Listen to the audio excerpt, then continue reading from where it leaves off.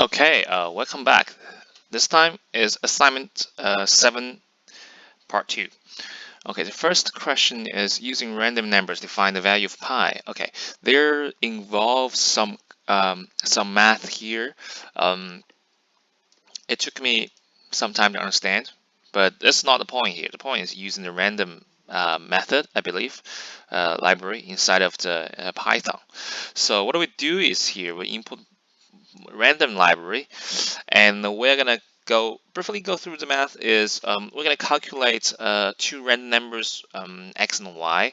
We generate two random numbers x and y, and then try to calculate the number r based on the x at the power of 2, which is here, square root of it. um, and then if it's smaller than 1, uh, then the count's gonna increment by 2. So we just count the times. So in this many times, in n times, how many times this number is smaller than 1. Okay, and use this count times 2 divided by n, and we will be able to get pi. So this math, I can't say that I understood it thoroughly, but that's what I was told to do in here. So I wrote this function. What I can tell is the random generates properly. This generates a number between 1 and 0 and 1.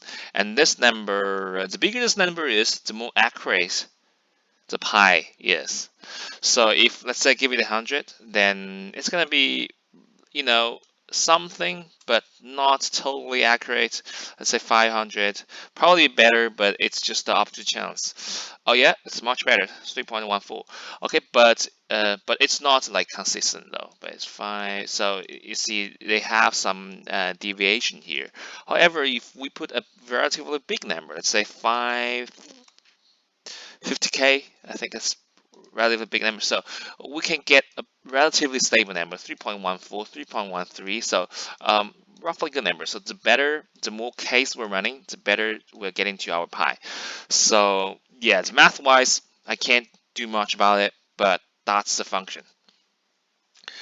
And the regular expression basically is a method we're trying to find a certain pattern inside of a string. Whether we have this pattern, or try to match it, whether this one matches pattern, that's how we use it. So this one is very basic usage of a regular expression. We can take a look of Python regex, yeah, just as I have searched before. So it has all the documentaries about the regular expression, regex. Yeah, that's how we call it. And since for now we just need to find, the list of customers that have X in their name, use their reg expression to determine who has X. Since it use a double quote X, I guess I just need to find the cap locked X. In this case, we just need to input the string of list that I wanna search from. Since I was given like given here. So I think this one should be my input string. If I understood it wrong, I could change this one, but I just use this as my input. So if I put the input inside, this input is going to go to the X, going to be saved in X, and I'm going to split it to a row list. So I have a list of names.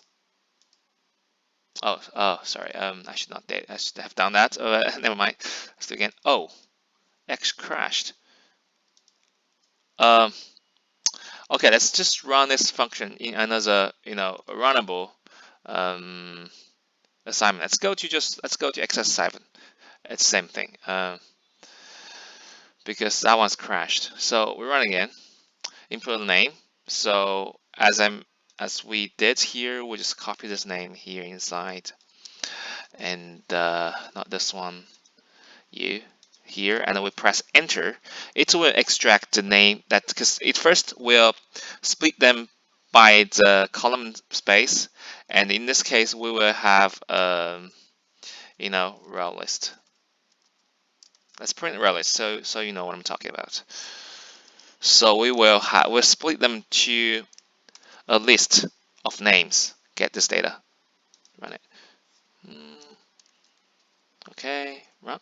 So this is the row list we have here because we split them by the comma. You know, there's the and here. We're not supposed to have that if we have a pretty clean data, but we can use some other striplets, but I'm not going to cover it now. And then we have a result. Result is gonna be the thing that we're gonna print out. We just go through all the names in the row list, and we find if there is the if this we just search for this pattern. Dot star. Dot means any characters. It could be any characters, and star means any number of characters. Dot star means you can there's an X, but before X you can have a a, a 0 to infinite, not infinite, but a certain number of any characters, and they could be 0 to a certain number of any characters after the X. As long as we have an X, it's going to return true. So basically, we're searching the character X here in every name, but it's capitalized X. So in this case, we get a result Xander Harris and the Weifeng Xu because it has Xu X started with a X here. So this is how we do regex or regular expression in Python. Thank you very much.